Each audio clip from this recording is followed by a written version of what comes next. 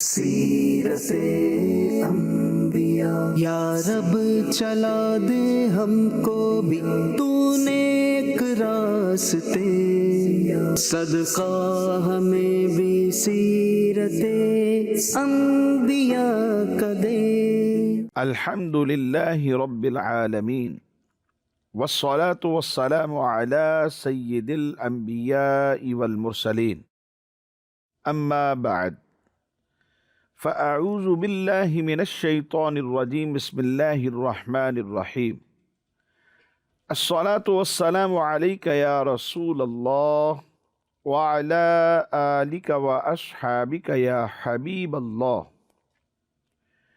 الصلاة والسلام علیک یا نبی اللہ وعلی آلک واصحابک یا نور اللہ۔ حضور نبی پاک صلی اللہ تعالی علیہ وآلہ وسلم کا ارشاد پاک ہے، جس نے مجھ پر 10 مرتبہ درود پاک پڑھے تو اللہ تبارک و تعالی اس پر 100 رحمتیں نازل فرماتا ہے۔ صلو علی الحبیب صلی اللہ تعالی علی محمد صلی اللہ تعالی علیہ وسلم۔ پیارے پیارے اسلامی بھائیوں اور مدنی چینل کے ناظرین، رمضان المبارک کی ان پرنور ساعتوں میں ہم آپ کو آج پھر اپنے پروگرام سیرت انبیاء علیہم السلام میں خوش آمدید کہتے ہیں۔ حصول ثواب کی خاطر بیان سننے سے پہلے اچھی اچھی نیتیں بھی فرما لیجئے کہ فرمان مصطفیٰ صلی اللہ تعالی علیہ وآلہ وسلم ہے، نیت المؤمن خیر من عملہ، مومن کی نیت اس کے عمل سے بہتر ہے۔ ناظرین، آج کے اس پروگرام میں ہم بات کرنے جا رہے ہیں حضرت الیاس علیہ السلام کے حوالے سے۔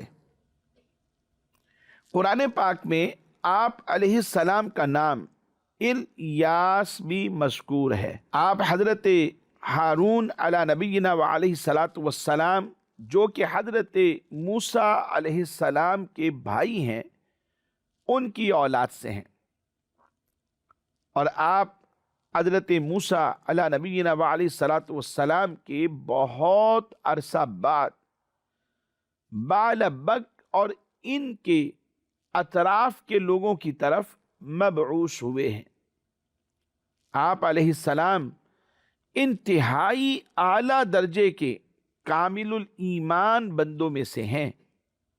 اللہ تبارک و تعالی ان کے بارے میں قرآن پاک میں ارشاد فرماتا ہے، اِنَّهُ مِنْ عِبَادِنَا الْمُؤْمِنِينَ، بے شک وہ ہمارے اعلیٰ درجے کے کامل ایمان والے بندوں میں سے ہے۔ آپ علیہ السلام پر اللہ تبارک و تعالی نے بہت سے انعامات فرمائے، جن میں سے چند ایک کا میں ذکر کرتا ہوں۔ قرآن پاک میں آپ علیہ السلام کی رسالت کی گواہی دی گئی۔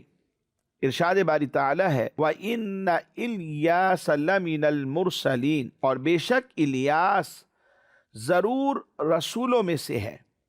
اللہ تبارک و تعالی نے بعد آنے والی امتوں میں آپ علیہ السلام کا ذکر خیر باقی رکھا۔ اللہ تبارک و تعالی نے آپ علیہ السلام پر خصوصی سلام بھیجا، نیکی کرنے والوں اور اعلیٰ درجے کے کامل ایمان والے بندوں میں آپ کا شمار ہوا۔ اللہ کریم ارشاد فرماتا ہے، وَتَرَكْنَا عَلَيْهِ فِي الْآخِرِينَ سلام علی الیاسین انا کذالک نجزی المحسنین انہ من عبادنا المؤمنین، اور ہم نے بعد والوں میں اس کی تعریف باقی رکھی، الیاس پر سلام ہو، بے شک ہم نیکی کرنے والوں کو ایسا ہی صلہ دیتے ہیں، اور فرمایا بے شک وہ ہمارے اعلیٰ درجے کے کامل ایمان والے بندوں میں سے ہے۔ ایک روایت پہ آتا ہے کہ حضرت الیاس علیہ السلام اور حضرت خضر علیہ السلام بیت المقدس میں رمضان المبارک کے روزے رکھتے، ہر سال حج کرتے اور زمزم شریف پیتے ہیں جو انہیں آنے والے سال تک کے لیے کافی ہو جاتا ہے۔ ایک سفر کے دوران ان کی ملاقات حضور نبی پاک صلی اللہ تعالی علیہ وآلہ وسلم سے بھی ہوئی۔ آسمانوں سے اللہ تبارک و تعالی نے کھانا اتارا، کھانا نازل فرمایا، دونوں حضرات نے وہ کھانا مل کر کھایا۔ اس کھانے میں روٹی مچھلی نازل کی گئی۔ پھر عصر کی نماز دونوں حضرات نے مل کر ادا کی۔ حضرت عبداللہ ابن عباس رضی اللہ تعالی عنہما سے روایت ہے کہ نبی کریم صلی اللہ تعالی علیہ وآلہ وسلم نے ارشاد فرمایا، حضرت خضر اور الیاس علیہم السلام ہر سال حج کے موسم میں منا کے مقام پر ملاقات کرتے اور ایک دوسرے کا حلق بھی کرتے ہیں، یعنی سر کے بال مونڈ دینا، اور ان کلمات پر پھر اس کے بعد ان کی باہمی جو ملاقات ہے وہ اختتام کو پہنچتی ہے۔ وہ کلمات کیا ہیں؟ آئیے سماعت فرمائیے۔ سبحان اللہ ما شاء اللہ لا یسوق الخیر الا اللہ، ما شاء اللہ لا یصلح السوء الا اللہ، ما شاء اللہ لا قوت الا باللہ۔ ان کلمات کے پڑھنے کے حوالے سے ایک فضیلت بھی بیان کی گئی ہے۔ حضرت عبداللہ ابن عباس رضی اللہ تعالی عنہما جو نبی پاک صلی اللہ تعالی علیہ وآلہ وسلم کے چچا حضرت عباس بن عبد المطلب رضی اللہ تعالیٰ عنہ کے بیٹے ہیں، آپ تفسیر کے امام ہیں۔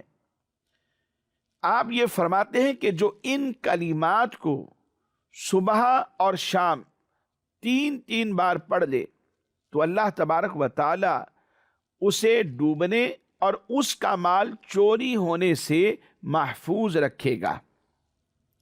حضرت عطا بن ابی رباح رضی اللہ تعالی عنہ آپ فرماتے کہ میرا گمان یہ ہے کہ شیطان ظالم بادشاہ سانپ اور بچھو سے بھی حفاظت کا ذکر اس میں موجود تھا۔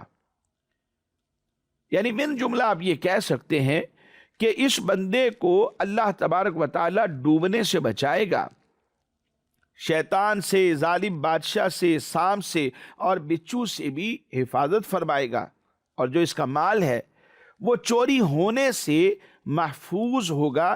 گویا یہ بندہ اللہ تبارک و تعالی کی امان میں اور اللہ رب العزت کی حفاظت میں چلا جاتا ہے۔ اللہ تبارک و تعالی نے حضرت الیاس علیہ السلام کو بعل بک والوں کی طرف رسول بنا کر بھیجا تو آپ علیہ السلام نے انہیں نصیحت کرتے ہوئے یہ بات ارشاد فرمائی، الا تتقون اتدعون بعلا وتذرون احسن الخالقین اللہ ربکم ورب آبائکم الاولین۔ کیا تم ڈرتے نہیں؟ کیا تم بال، یہ بال ایک بت تھا، کیا تم بال یعنی بت کی پوجا کرتے ہو اور بہترین خالق کو چھوڑ دیتے ہو؟ اللہ جو تمہارا رب اور تمہارے اگلے باپ دادا کا رب ہے اسے تم چھوڑ دیتے ہو۔ مدنی چینل کے ناظرین، حضرت حزقیل علیہ السلام کے وصال ظاہری کے بعد رفتہ رفتہ بنی اسرائیل کی جو عملی حالت ہے وہ خراب ہونے لگی، اور یہ اس حد تک بڑھ گئی کہ انہوں نے اللہ تبارک و تعالیٰ کی عبادت کو چھوڑ کر ایک بت کی پوجا کرنا شروع کر دی، اور اس بت کا جو نام انہوں نے رکھا تھا وہ تھا بعل۔ یہ بت سونے کا بنا ہوا تھا، اس کی جو لمبائی تھی وہ 20 گز تھی، اور اس کے 4 منہ تھے، اور 400 خدمت گزار اس بت کی خدمت کیا کرتے تھے۔ اور یہ جو خدمت گزار تھے ساری قوم بیٹوں کی طرح انہیں ان خدمت گزاروں کو مانا کرتی تھی۔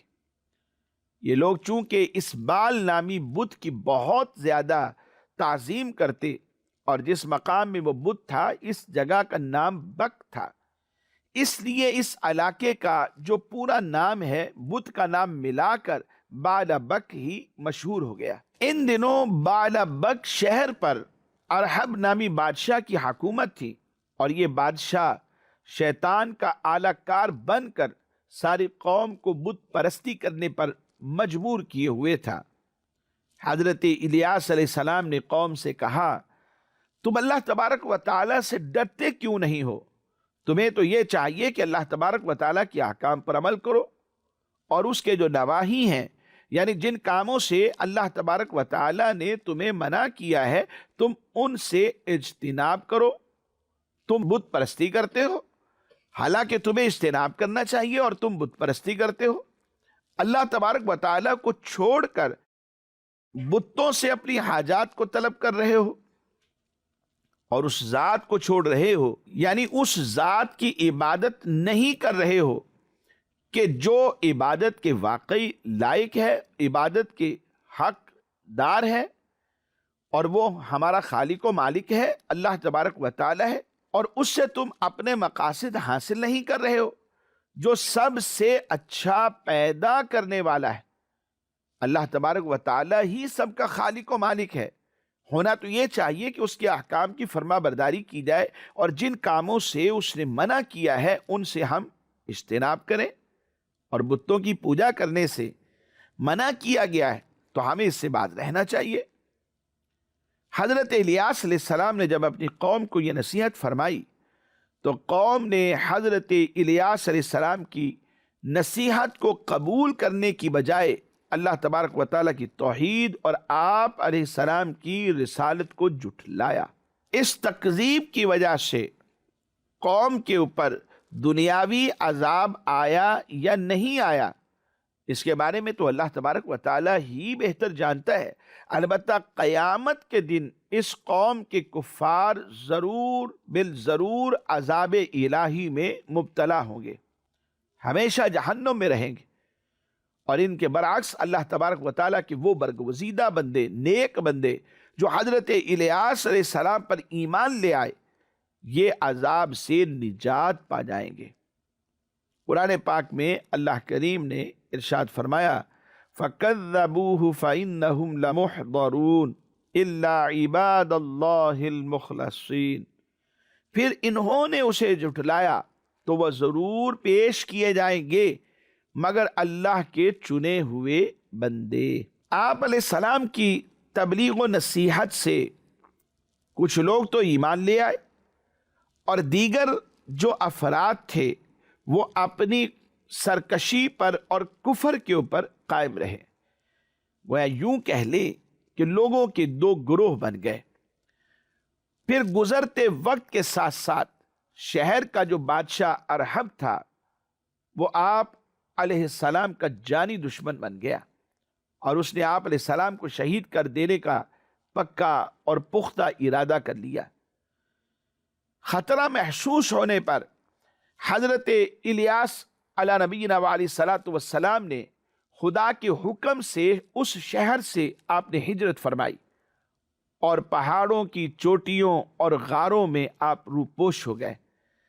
7 برس تک روپوشی کے عالم میں رہے، اور اس دوران کھانے کے لیے کیا ملتا تھا؟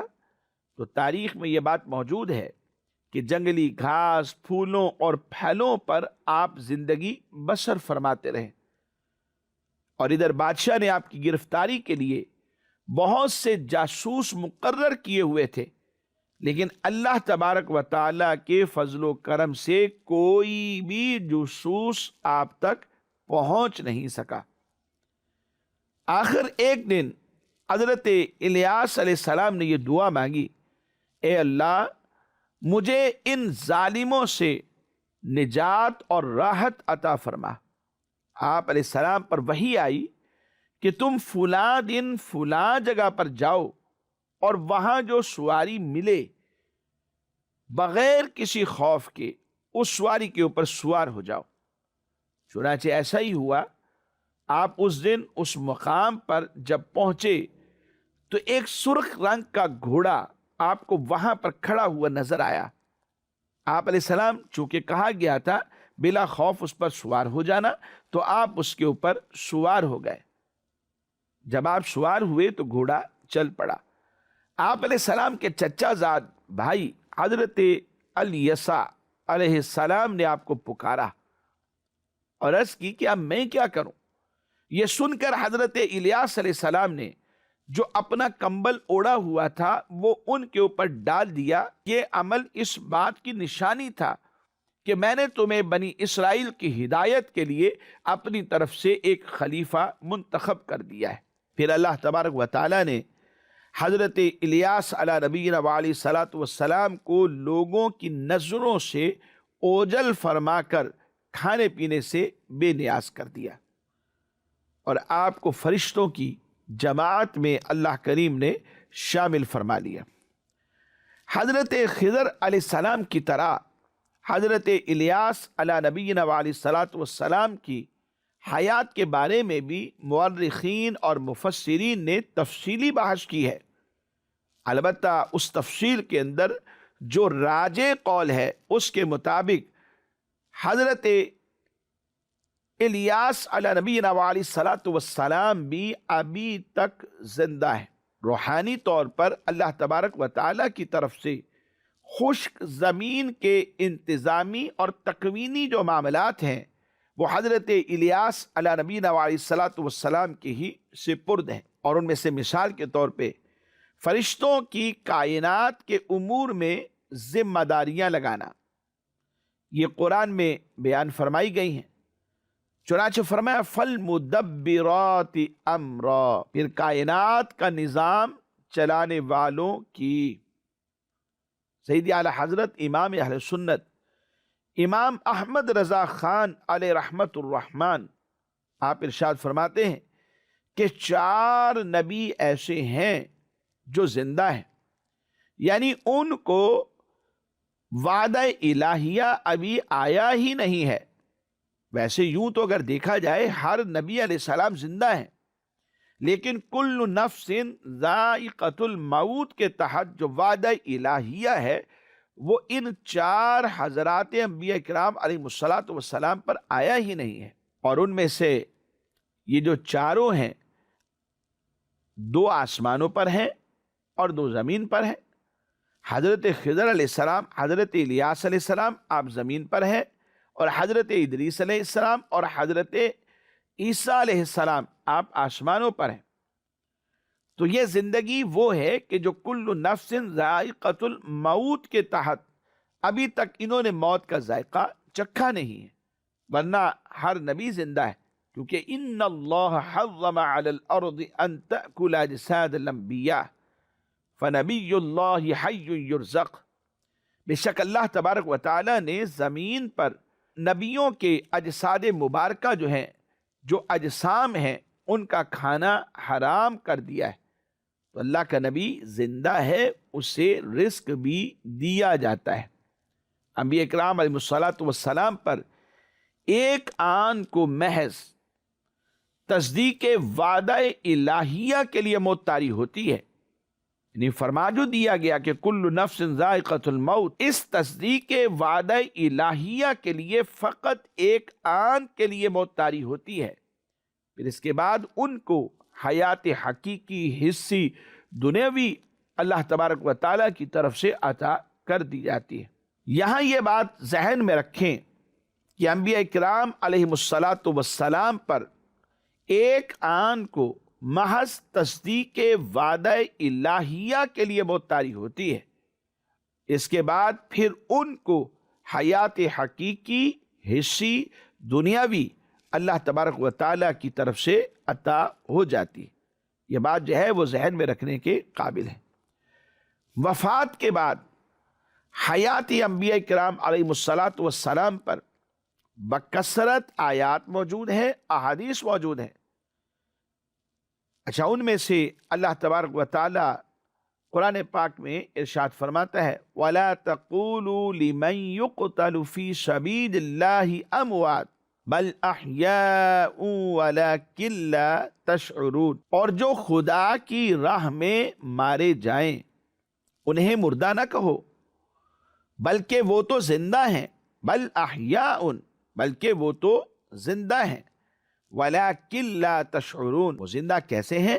فرمایا ہاں تمہیں اس بات کی خبر نہیں ہے. علامہ قرطبی رحمۃ اللہ تعالی علیہ نے آپ نے یہ بات درج فرمائی کہ موت محض نابود ہونے کا نام نہیں ہے، بلکہ ایک حال سے دوسرے حال کی طرف منتقل ہونے کا نام موت ہے. یعنی ایک انسان ایک حالت سے دوسری حالت کی طرف گویا منتقل ہو جاتا ہے، اور اسی کو موت کہا جاتا ہے.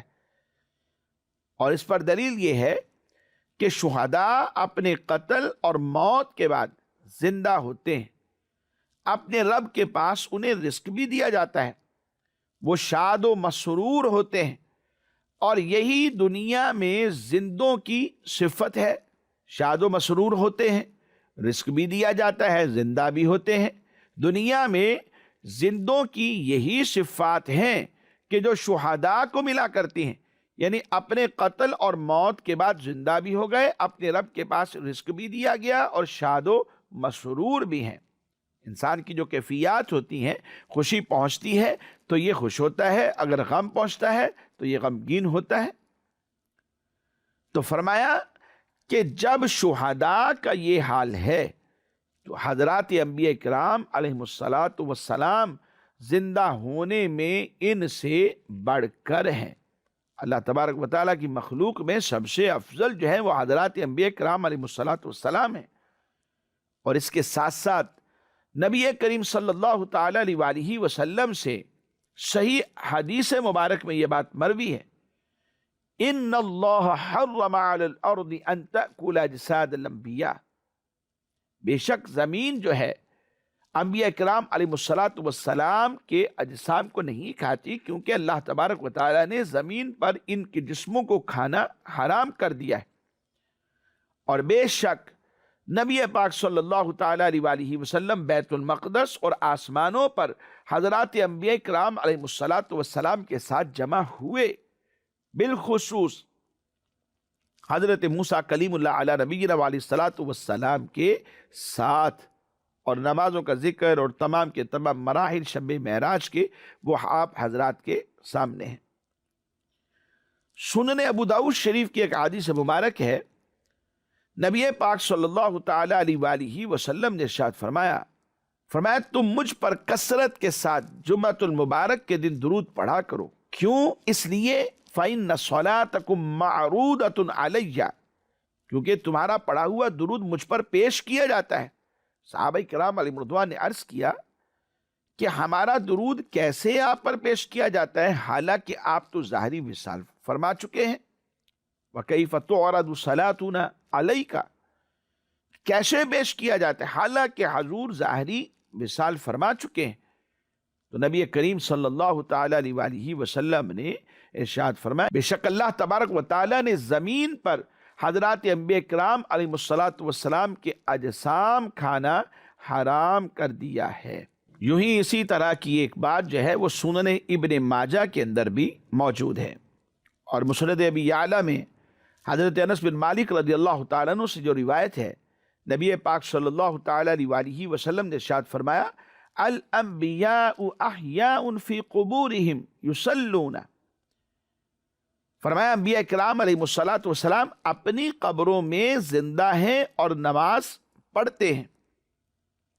صحیح مسلم شریف کی حدیث مبارک میں یہ بھی حضرت انس بن مالک رضی اللہ تعالیٰ عنہ سے مروی ہے، نبی پاک صلی اللہ تعالی علیہ وآلہ وسلم نے ارشاد فرمایا مررت علی موسیٰ وہو قائم یصلی فی قبرہ، فرمایا میں موسیٰ علیہ السلام کی قبر سے گزرا. شب معراج نبی پاک صلی اللہ تعالی علیہ وآلہ وسلم کا گزر حضرت موسیٰ کلیم اللہ علی نبینا علیہ الصلاۃ والسلام کی قبر کے پاس سے ہوا. فرمایا کہ میں موسیٰ علیہ السلام کی قبر سے گزرا تو وہ اپنی قبر میں کھڑے ہو کر نماز پڑھ رہے تھے. پتہ چلا کہ حضرات انبیاء کرام علیہ الصلاۃ والسلام ان پر جو موت طاری ہوتی ہے وہ فقط تصدیق وعدہ الہیہ کے لیے ہے، پھر اس کے بعد ان کو حیات حقیقی حصی دنیاوی اللہ تبارک و تعالیٰ کی طرف سے عطا کر دی جاتی ہے۔ حضرت الیاس علیہ السلام آپ زندہ ہیں، کب وفات پائیں گے؟ اس کے بارے میں مورخین نے یہ بات لکھی ہے کہ جب قیامت قریب آئے گی تو اس وقت آپ بھی وفات پائیں گے، اور بعض بزرگوں کی آپ علیہ السلام سے ملاقات بھی ثابت ہے۔ مدنی چینل کے ناظرین، ہمارے آج کا اس پروگرام کا وقت اختتام کو پہنچا۔ ہم آپ سے اجازت چاہتے ہیں، دعا کرتے ہیں اللہ کریم اس رمضان المبارک کو ہم سب کے لیے بے حساب بخشش کا سبب بنائے۔ آمین بجاہ النبی الامین صلی اللہ تعالی علیہ وآلہ واصحابہ وبارک وسلم۔ سیرت انبیاء یا رب چلا دے ہم کو بھی تو نیک راستے، صدقہ ہمیں بھی سیرت انبیاء کا دے۔